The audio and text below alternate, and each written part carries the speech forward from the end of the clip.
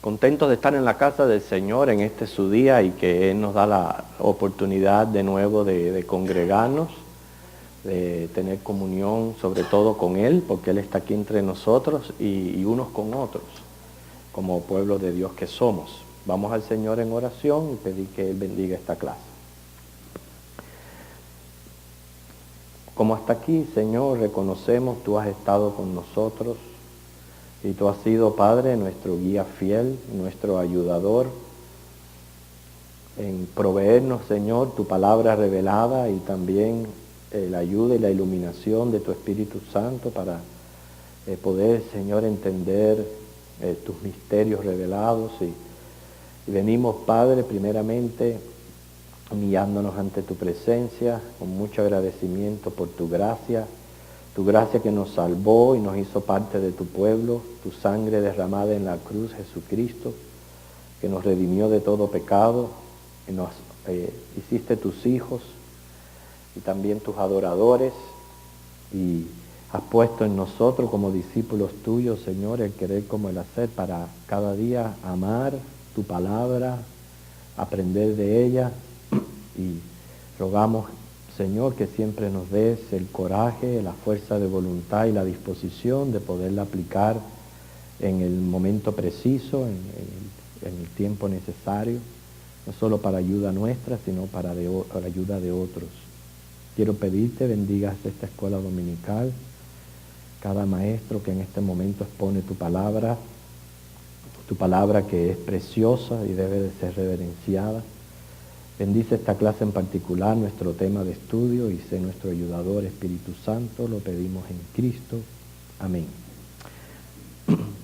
Estamos viendo en Apocalipsis capítulo 22 las 7 delicias de la Nueva Jerusalén.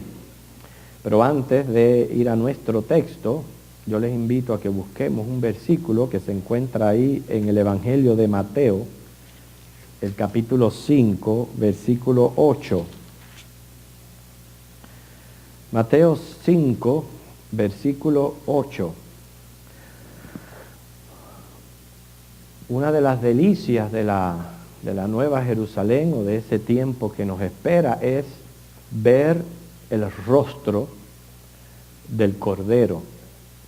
Y de eso prácticamente va a estar enfocada la clase de hoy, acerca de ver el rostro del Cordero, lo que le llaman la visión beatífica.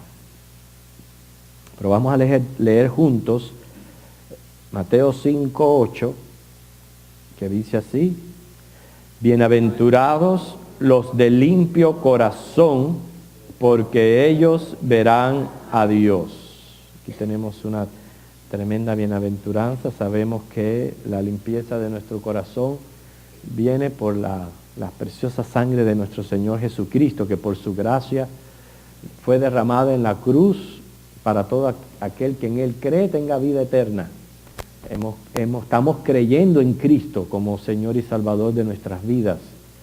A pesar de que hay pecado en nosotros, esa es la limpieza de corazón que va a permitirnos el poder ver a Dios en el momento que el Señor tenga señalado. Quiero pedir a mi hermana Ginny que ella pase aquí al frente y vamos todos a buscar el primer capítulo de Apocalipsis. En este capítulo se encuentra una revelación o visión de nuestro Señor Jesucristo. Vamos a estar leyendo, nosotros seguimos con la vista y ella da lectura, a los versículos del 9 al 16, Apocalipsis 1, del 9 al 16. El Señor lee como sigue: yo, Juan, vuestro hermano y copartícipe vuestro en la tribulación, en el reino y en la paciencia de Jesucristo, estaba en la isla llamada Patmos, por causa de la palabra de Dios y el testimonio de Jesucristo.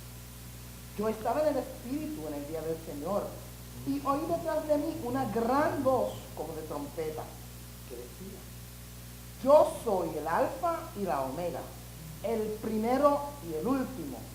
Escribe en un libro lo que ves y envíalo a las 7 iglesias que están en Asia, a Éfeso, Esmirna, Pérgamo, Tiatira, Sardis, Filadelfia y Laodicea.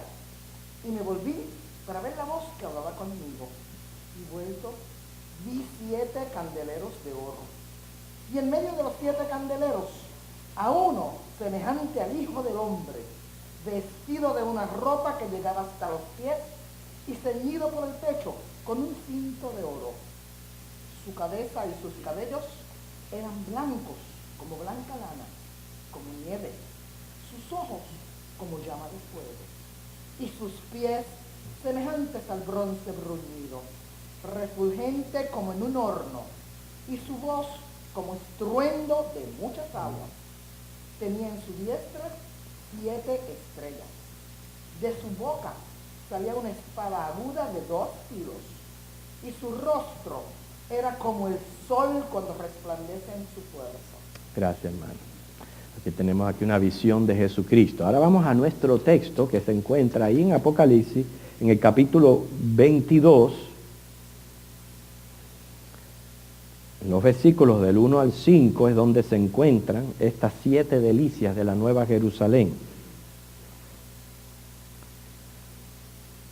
Apocalipsis 22, del 1 al 5. Este viaje yo le voy a dar lectura.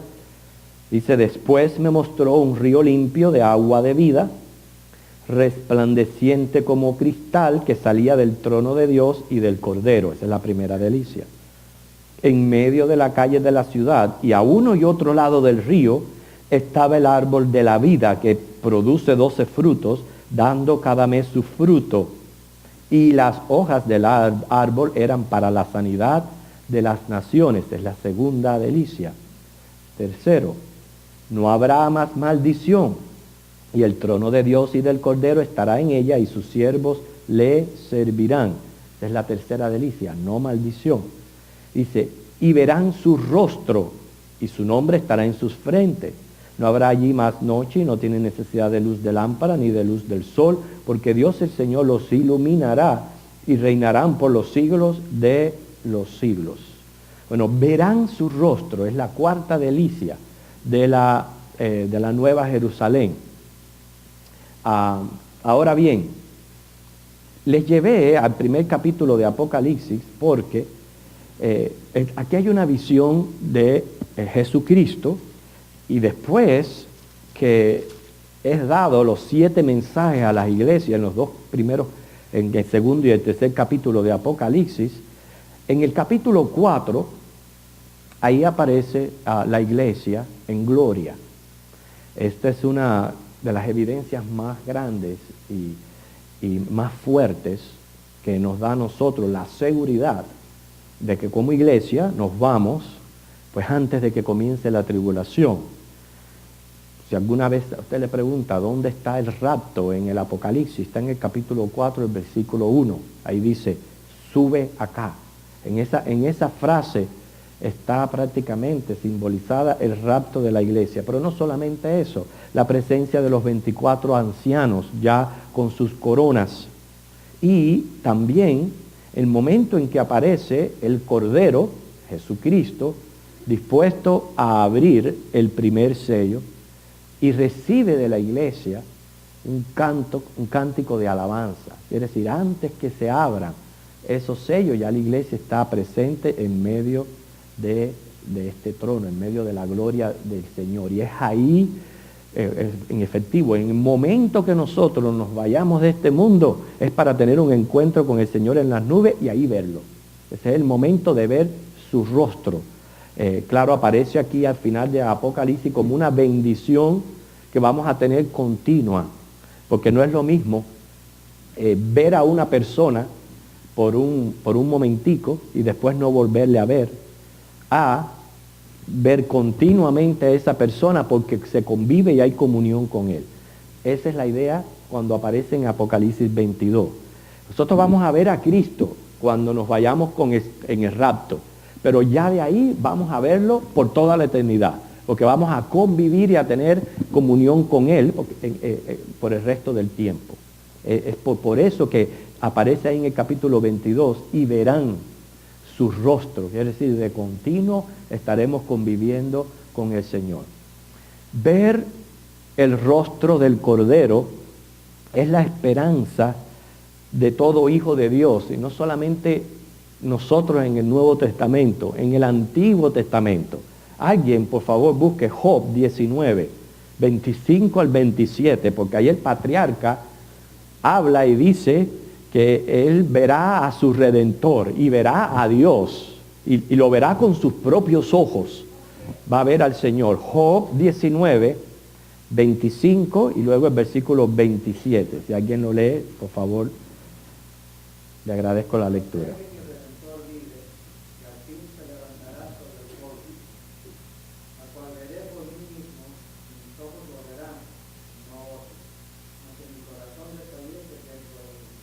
Muy bien, ahí lo dice claramente, fíjate, Job, uno de los primeros patriarcas, lo dice: yo sé que yo voy a ver a mi Redentor y lo voy a ver cara a cara, lo voy a ver con mis propios ojos. Primeramente, nuestro Dios, hermanos, según Primera de Timoteo 1:17, es un Dios de esencia invisible. Él es espíritu, así lo dice su palabra. Hebreos capítulo 11, versículo 1, dice que la fe es la certeza de lo que no se ve. Luego en el versículo 6, en Hebreo, habla que sin fe es imposible agradar a Dios. Quiere decir, nuestra fe está puesta en el invisible, y por eso somos llamados por el mismo Señor bienaventurados, porque hemos podido creer sin ver. Nosotros no hemos visto a Cristo. Nosotros no podemos decir que hemos visto la persona de Dios, porque Él es en esencia invisible. Yo creo que es una falta de reverencia ante Dios el querer tratar de visualizarlo cuando en su esencia es invisible. Porque lo que Dios hace es manifestar su presencia a los hombres y darnos la certeza que Él está con nosotros. Sin embargo, tristemente, el hombre, o muchos hombres, tienen que ver para creer. Y si no ven, pues no creen. Eso es lo que conlleva al hombre a la idolatría. Según Romanos 1, 23, 25, Pablo prácticamente denuncia esto. Dice: el hombre cambia la gloria de Dios incorruptible en semejanza de imagen de hombre corruptible, adorando a las criaturas en vez de a Dios. O sea, no pueden concebir la idea que Dios es espíritu invisible, y tienen que entonces coger un coco, un animal, un palo, una cera, hacerle una figura y ponérsela delante y decir: este es Dios. Porque tienen que ver para creer. Pero hermano, eso no es fe. Eso no es fe. La fe es la certeza de lo que no se ve. ¿Usted se imagina que se pudiera ver al invisible? Que no sé, que en el cielo hubiera alguna señal, algo que realmente Dios dijera: mira, aquí yo estoy. Yo pienso que la relación con el hombre tendría que tener prácticamente otras condiciones, otros términos. Ya no sería a través de la fe. Porque si usted está viendo, usted no necesita fe. Si nosotros ahora mismo pudiéramos mirar al cielo y allí se viera el trono, que en efectivo está el trono de Dios, y Jesucristo sentado a la diestra, si nosotros pudiéramos mirar al cielo y nuestra vista traspasar esos cielos y mirar ese trono, nuestra relación con Dios tendría que tener otros términos. Ya no es la fe la que está en juego, la que está en prueba. Pero sin embargo, a Dios le ha agradado que sea a través de la fe que el ser humano pueda tener una relación con Él. Y las cosas que les estoy diciendo no son absurdas, porque va a venir el momento en que en efectivo ese cielo se va a enrollar y se va a ver el rostro del Cordero. Se va a ver a Dios, según Apocalipsis capítulo 6. Pero esto de ver para creer ha sido de siempre. Recordamos el episodio de los discípulos, cuando ellos quisieron ver el rostro de Dios directamente. Como decían: no nos conformamos con lo que tú nos estás enseñando, Y Felipe fue el que para mí habló representando a todo creyente empírico. Acuérdense, el empírico es la persona que para creer necesita ver, experimentar, sentir, porque si no tiene estas experiencias, no cree. Por ejemplo, no le basta al empírico saber que en medio de la paz de nuestra reunión, aquí está Cristo, en medio de nosotros. No le basta. Tienen que sentir, para poder, entonces, eso no es fe, hermanos.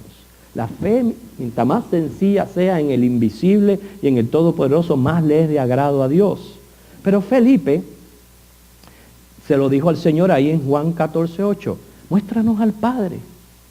Sin embargo, en una de las ocasiones que Jesús expresó fastidio prácticamente fue con este pedido. Porque se nota en la manera de él responder en Juan 14:9. Se nota la manera que le fastidió la pregunta de Felipe. Fíjate que le dice, tanto tiempo hace que estoy con vosotros y todavía quiere que muestre al Padre. Felipe, el que me ha visto a mí, ha visto al Padre. Se lo dice así, de esa manera. A nosotros tiene que bastarnos las promesas de Dios, hermanos. Él está con nosotros hasta el fin del mundo. Él está en medio de su pueblo cuando nos congregamos. Nos basta simplemente la palabra del Señor, porque los discípulos vieron a Jesús ahí con ellos. Pero nosotros, y en efectivo nos llaman más bienaventurados, todo lo que hacemos, toda la profesión de nuestra fe, de nuestra religión, es por la fe. La fe de que hace 2000 años Jesucristo fue crucificado en una cruz y que Dios es creador de cielo y tierra. Ahora es cierto que en este momento nosotros vemos a Dios. Yo veo a Dios y yo oigo a Dios. Pero ahora lo vamos a decir en qué términos. ¿Okay? Yo veo y oigo a Dios en sus manifestaciones diarias en mi vida.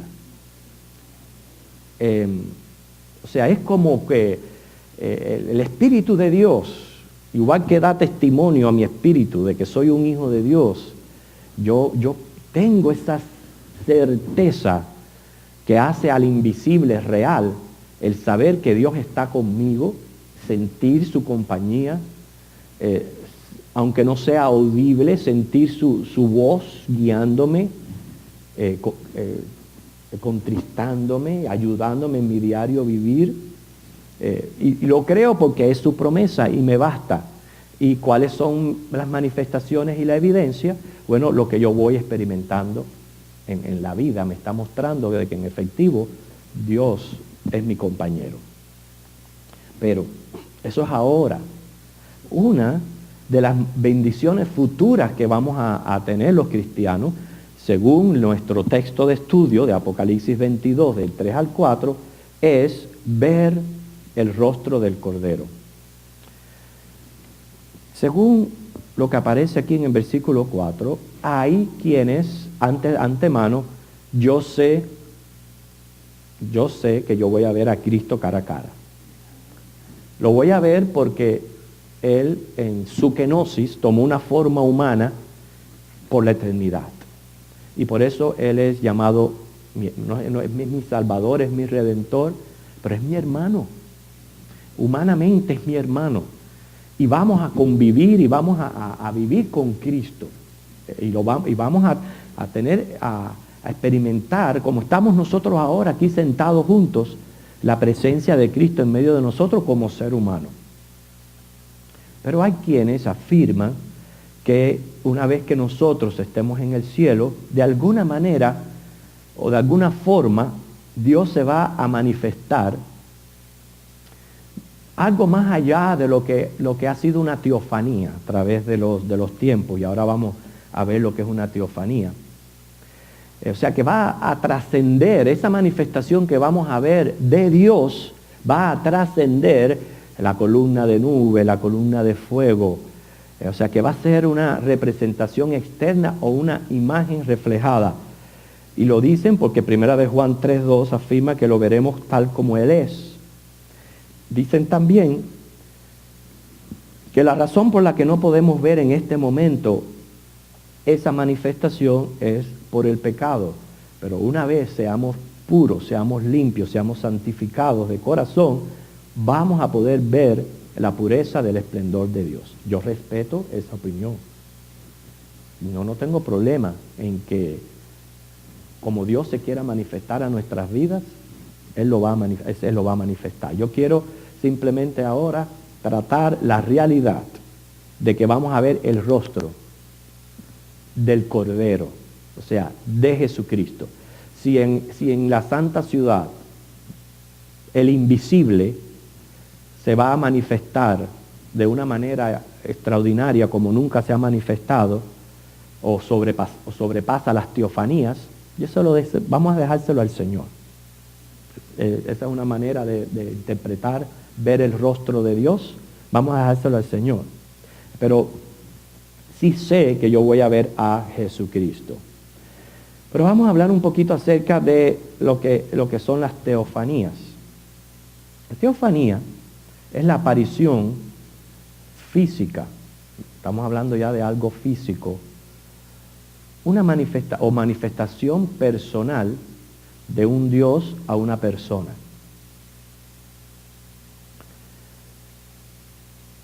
Okay, vamos a ver 3 versículos que son importantes aquí. Ustedes me van a ayudar a encontrarlo. Es una manifestación personal de un Dios a una persona. Alguien busque primera de Timoteo 6:16. ¿Quién lo va a leer? ¿Alguien le gustaría leerlo? Para decir el próximo versículo. ¿Algún voluntario? Caridad. Primera de Timoteo 6:16. Alguien busque Juan 1:18. ¿Quién lo va a leer? Hermano Dalis. Y alguien busca Éxodo 33:20. ¿Otra persona que lo lea? Voluntario para Éxodo. Miriam, muy bien. Que vamos a buscar esas 3 citas bíblicas y vamos a prestar atención aquí a la lectura. ¿Qué nos dice primera de Timoteo 6:16?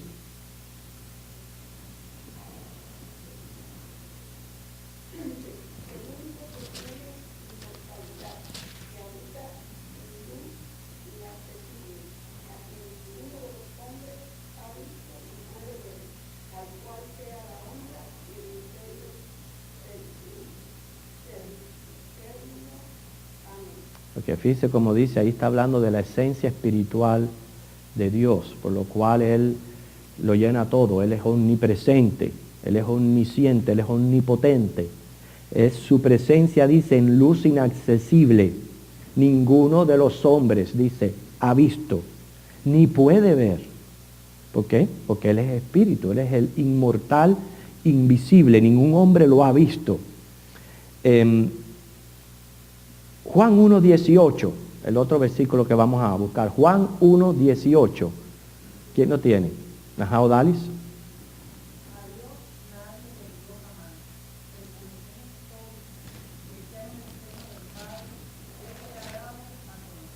Porque noten ese versículo, de nuevo, otra confirmación de uno de los discípulos. Tenemos a Pablo por allá por Timoteo, pero ahora aquí el mismo Juan dice, a Dios nadie le vio jamás.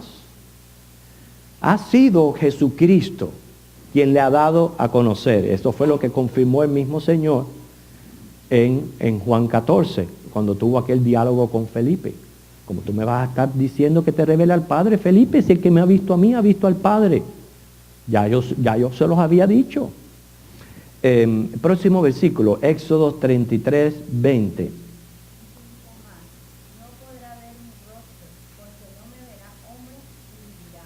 Aquí hay otra cosa importante también. No me verá hombre y vivirá. Es cierto lo que había muchos comentaristas cuando comentan este versículo 4 del capítulo 22. Dice, sí, el pecado que hay en nosotros es lo que nos está previniendo el poder ver más allá de lo que Dios se manifiesta. Pero una vez el pecado es quitado del medio, ya vamos a ver a Dios, porque somos limpios de corazón. Bueno, aquí el Señor dice, nadie va a ver a Dios y va a vivir. Por eso le digo, lo que estamos mostrando, esta cuarta delicia de la Nueva Jerusalén, que dice ver el rostro de Dios y del Cordero, se está refiriendo a una manifestación de Dios, del Padre, o se está dando a entender que viendo a Cristo es ver a Dios, y es lo que vamos a ver de Dios. O sea que Cristo lo ha dado a conocer.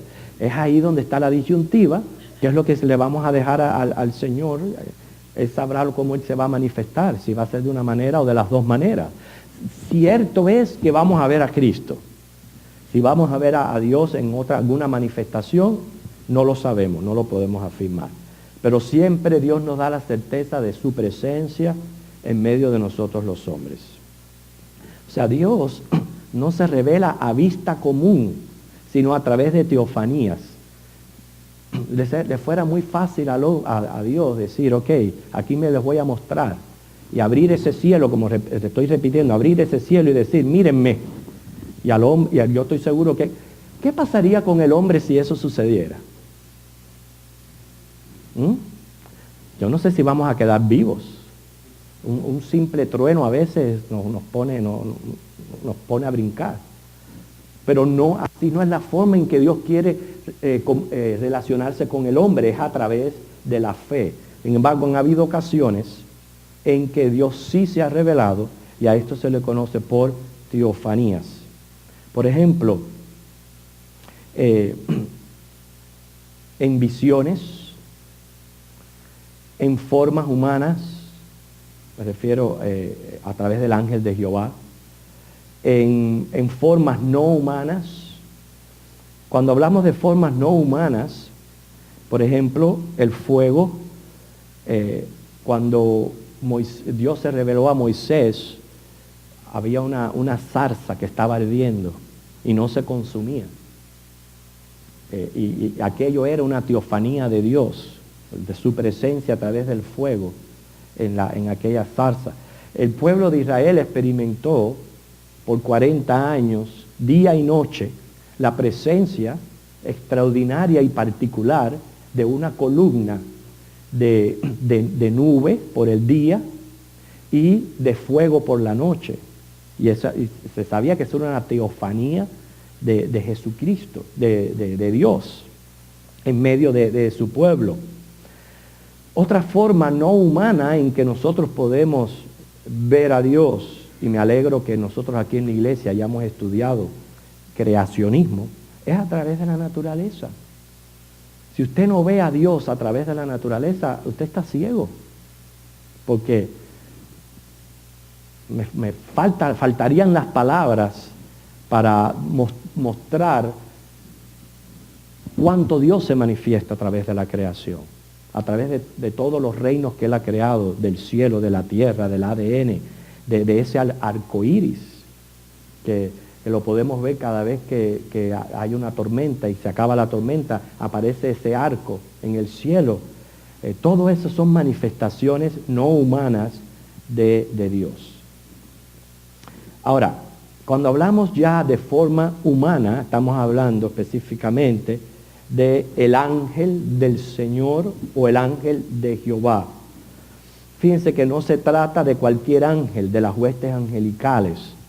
Este ángel es identificado con el mismo Jehová en Génesis 16, del 7 al 13.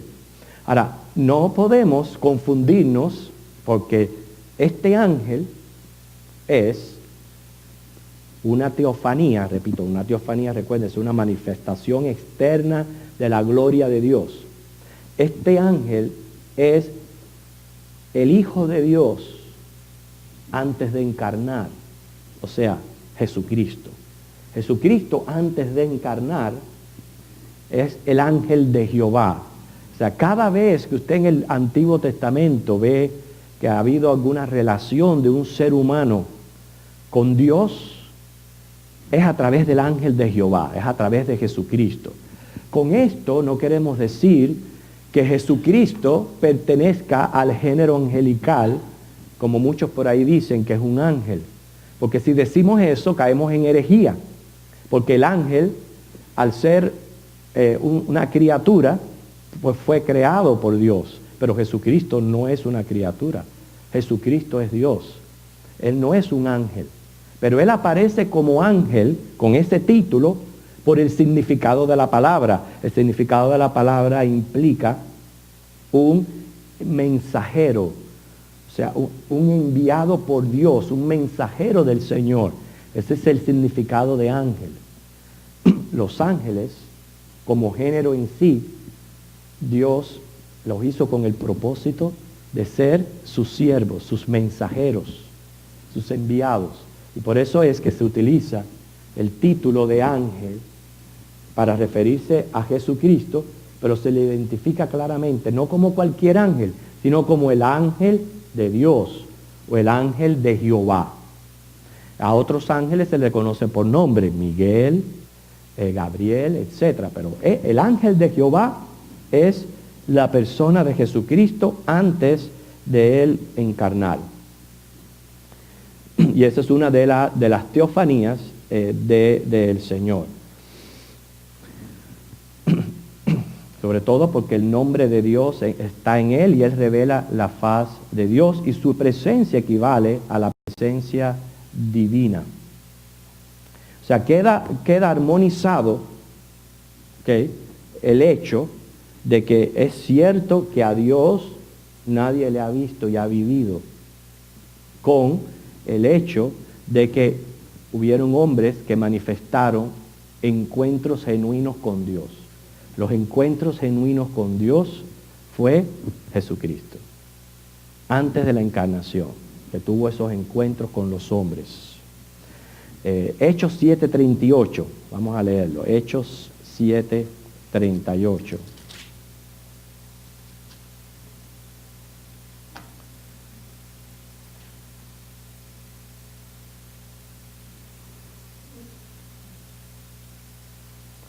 Aquí vemos cómo el que hablaba ahí en el monte Sinaí con Moisés era el ángel. Dice, este es aquel Moisés que estuvo en la congregación en el desierto con el ángel que le hablaba en el monte Sinaí y con nuestros padres y que recibió palabras de vida que darnos, al cual nuestros padres no quisieron obedecer, sino que le desecharon y en sus corazones se volvieron a Egipto, cuando dijeron a Aarón, haznos dioses que vayan delante de nosotros, porque a este Moisés que nos sacó de la tierra de Egipto, no sabemos qué le haya acontecido. Esto es un buen ejemplo, lo que le sucedió allí al pueblo de Israel, que en el momento que Moisés estaba demorando, inmediatamente cayeron en la idolatría, cayeron en crear ídolos, ídolos que fueran representativos de Dios. Y eso es lo que a Dios no le agrada. Por eso que Dios es un Dios celoso.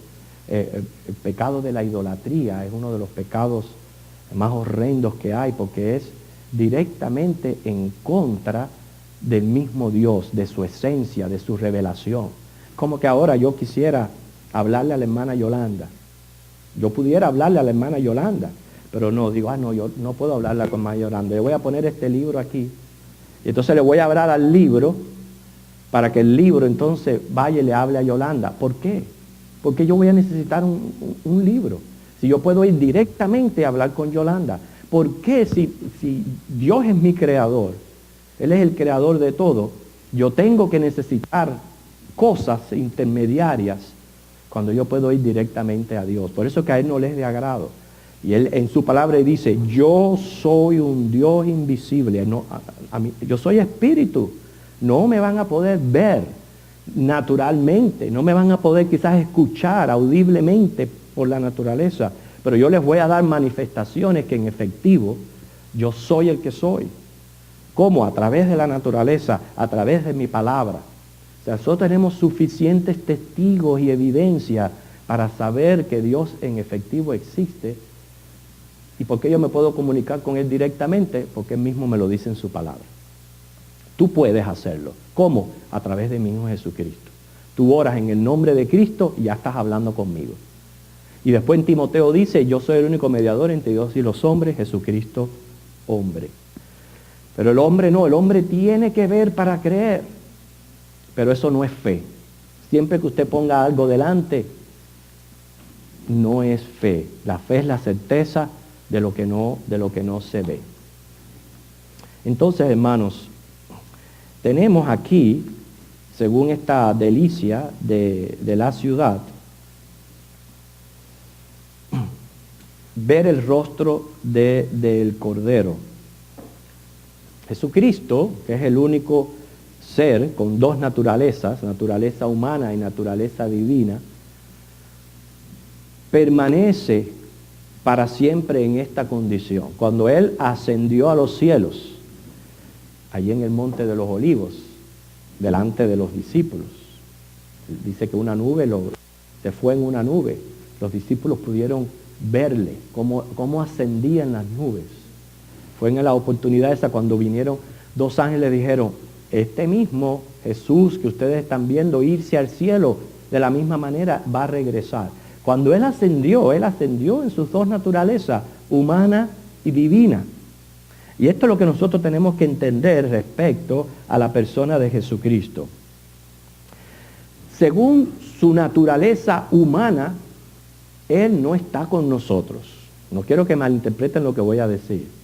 Según su naturaleza humana, Él no está con nosotros. Él está localizado a la diestra del Padre, sentado en el trono de Dios. Ahí está localizado Él como ser humano. Por eso fue que en Juan 17:7, Él se lo dijo a los discípulos, me conviene, o les conviene que yo me vaya, porque si yo me voy, les voy a enviar al otro, al Consolador, que va a estar con ustedes.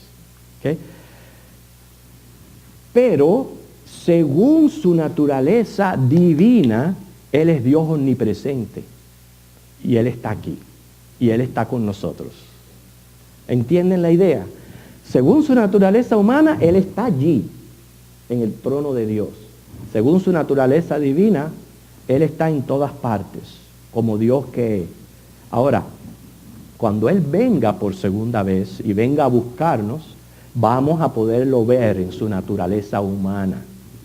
Ese es el rostro del Cordero que vamos a ver por la eternidad, la cual en este momento no estamos viendo, siendo realistas. Y ese es ese momento que vamos a estar para siempre con el Señor. Pero en su naturaleza divina, Cristo dijo, yo voy a estar con ustedes todos los días hasta el fin del mundo. Es una bendición poder creer esto, comprenderlo, vivirlo, porque no todo el mundo lo asimila de esta manera. Hay quienes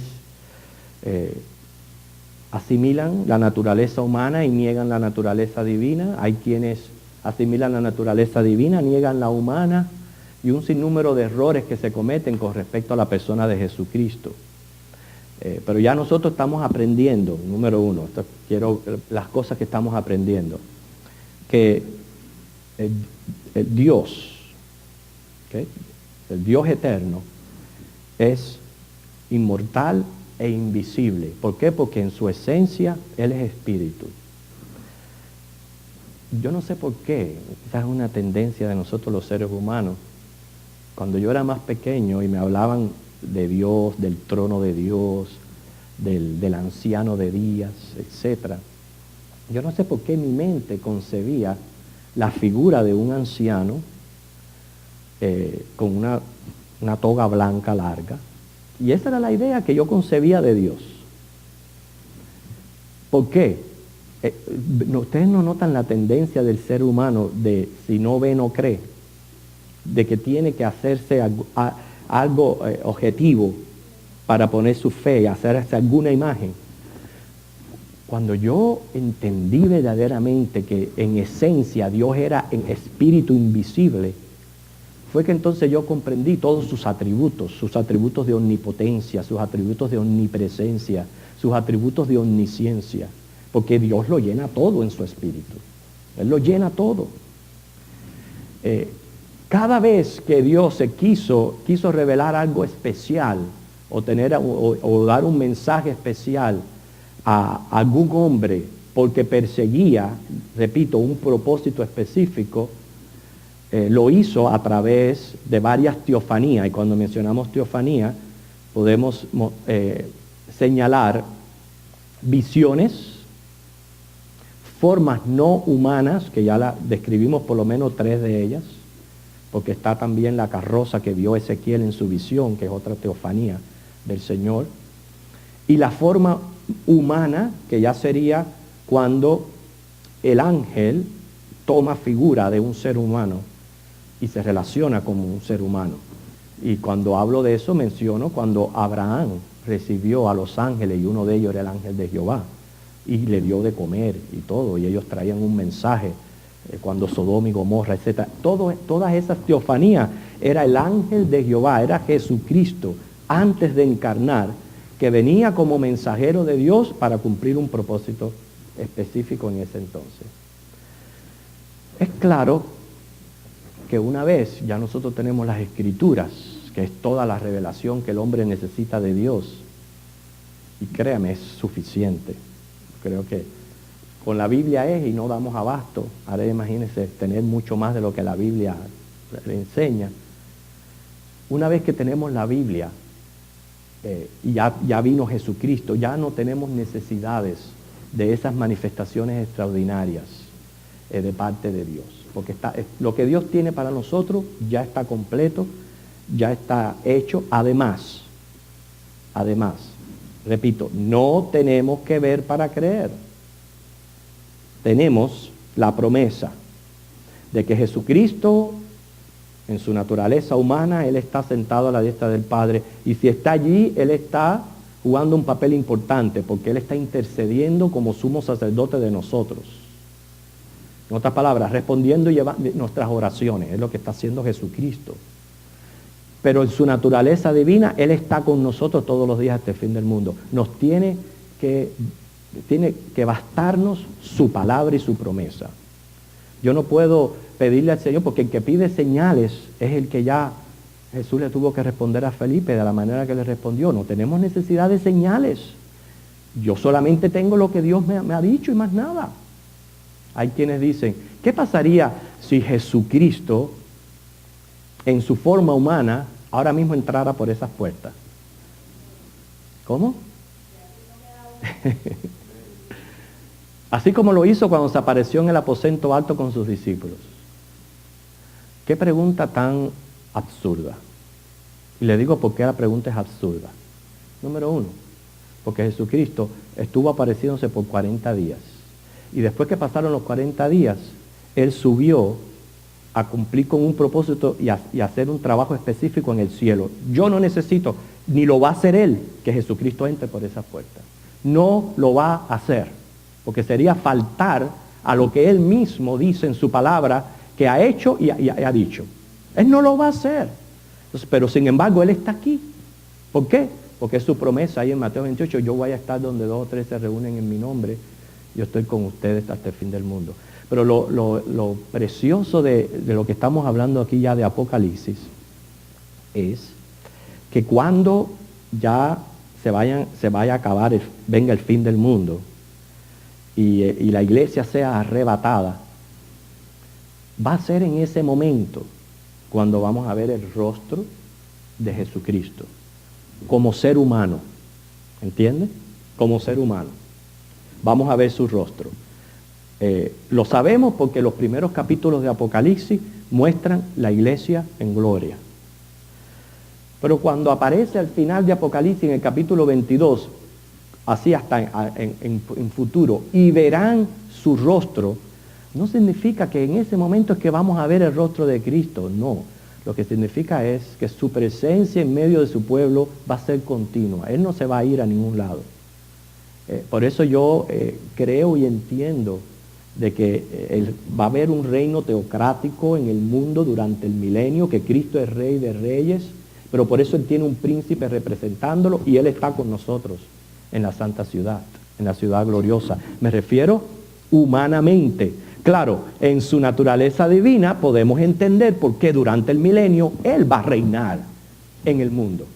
En su naturaleza divina, pero en su naturaleza humana Él está con nosotros. En su naturaleza humana Él va a regresar literalmente a la tierra y va a poner los pies en el monte de los olivos. En fin, muchas cosas podemos aprender de ver el rostro del Cordero. Esto, hermanos, representa una tremenda esperanza para nosotros los cristianos. Vamos a quizás a espiritualizar un poquito más lo que estamos enseñando.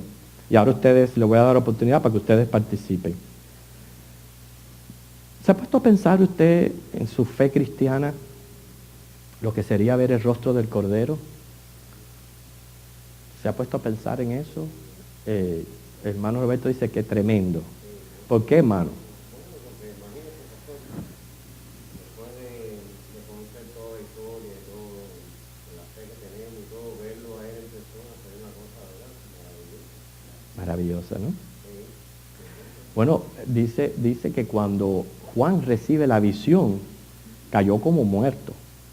Dice que cayó como muerto. Esa es una sensación tremenda que debe de tener el ser humano.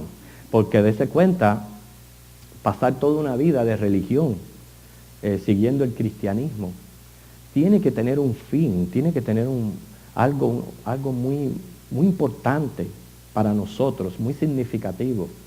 No es solamente dejar de pecar o como ya hemos hablado, todas las riquezas de índole material que vamos a experimentar en la Nueva Jerusalén.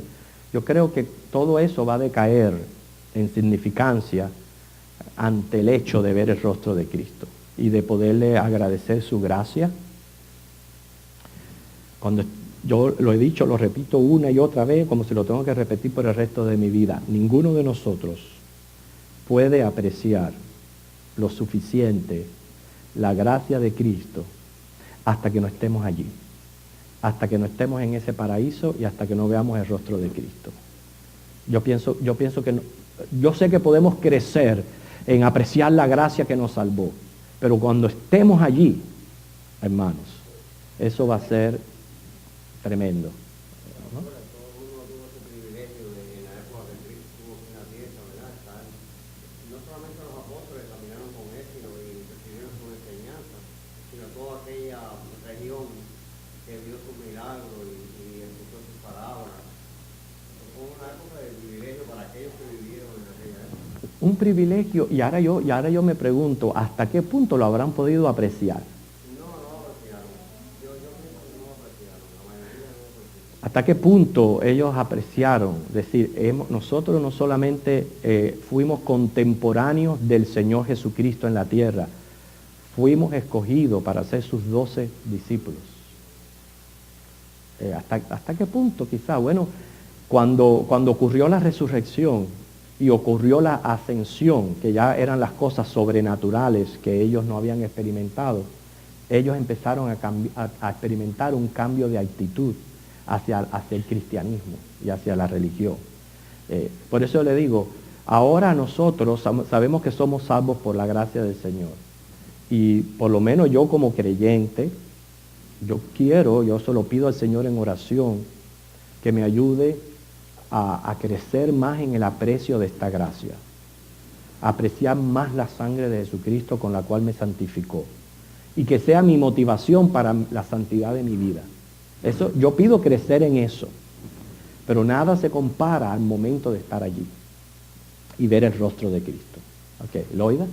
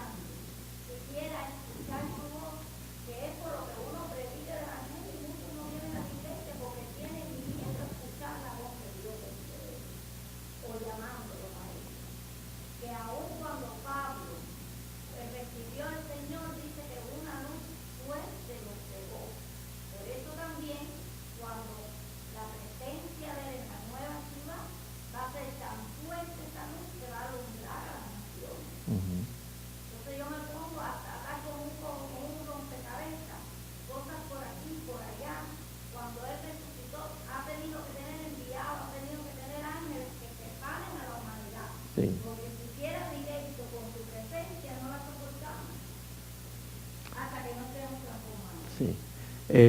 Pero el hecho, hermano, una de las cosas que estamos aprendiendo a través de esta lección, porque estamos hablando aquí de ver a Cristo, de ver a Cristo, de verlo como Él es.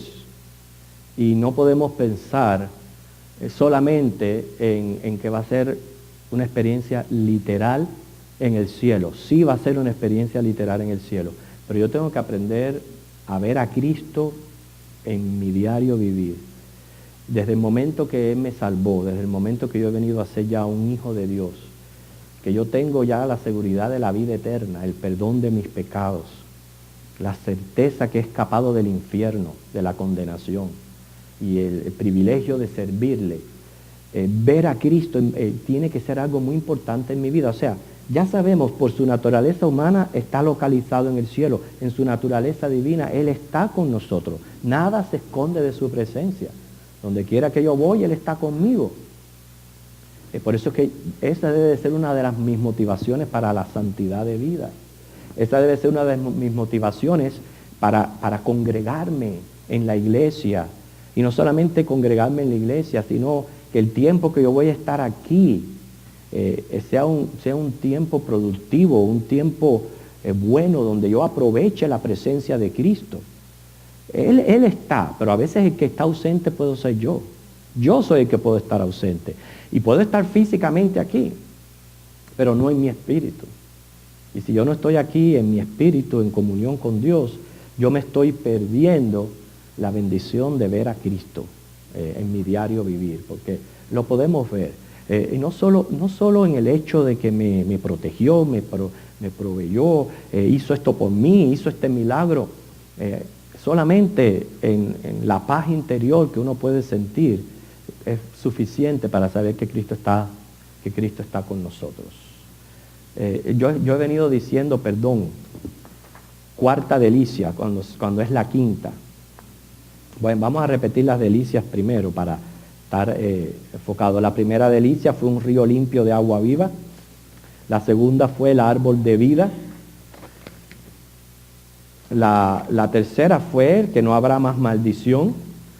La cuarta, que fue fue el hecho de que le vamos a servir, que nosotros le vamos a servir a Cristo. Y nos llevó a la quinta delicia, que es ver su rostro y su nombre estar en la frente nuestra. Que esa es otra de las bendiciones grandes, el hecho de tener ese sello o esa marca. Lo dice ahí Apocalipsis, ¿verdad? Brevemente en 5 minutos. Sí, brevemente dice, y verán su rostro y su nombre estará en sus frentes. Eso es un sello de pertenencia. Esa es una marca, la cual va a imitar el anticristo. El anticristo va a imitar a Dios en el aspecto de sellar a los suyos con el famoso 666. Pero el pueblo de Dios va a llevar en su frente la marca de pertenencia, de que soy un hijo de Dios. Y por ser un hijo de Dios es que vamos a ver el rostro de Cristo. No nos queremos imaginar cómo va a ser estar ausentes de Cristo, de no tener su nombre en nuestras frentes y de no ver su rostro. Y en efectivo, muchos van a experimentar esto, de que no han tenido un encuentro personal con Cristo, por tanto no van a disfrutar de estas delicias. Y pueden haber sido muy buenos religiosos mientras que estuvieron en la tierra, pero simplemente nunca tuvieron un encuentro personal con Cristo como Señor y como Salvador. Bueno, la semana que viene vamos a continuar con nuestro estudio. Vamos a ver la sexta delicia, la sexta y la séptima, y comenzar con los otros temas que encontramos aquí, donde hay varias palabras. Recuerden que estamos estudiando lo que es ya las últimas palabras de Dios para el hombre, palabras de consuelo, de admonición, etcétera, que son sumamente importantes. Este capítulo 22 de Apocalipsis es bueno su estudio, es una bienaventuranza estudiarlo y leerlo, porque tiene mucho que ofrecernos. Pero hasta aquí hemos visto 5 de las delicias que vamos a tener en la Nueva Jerusalén. Que nos ponemos en pie y nos despedimos.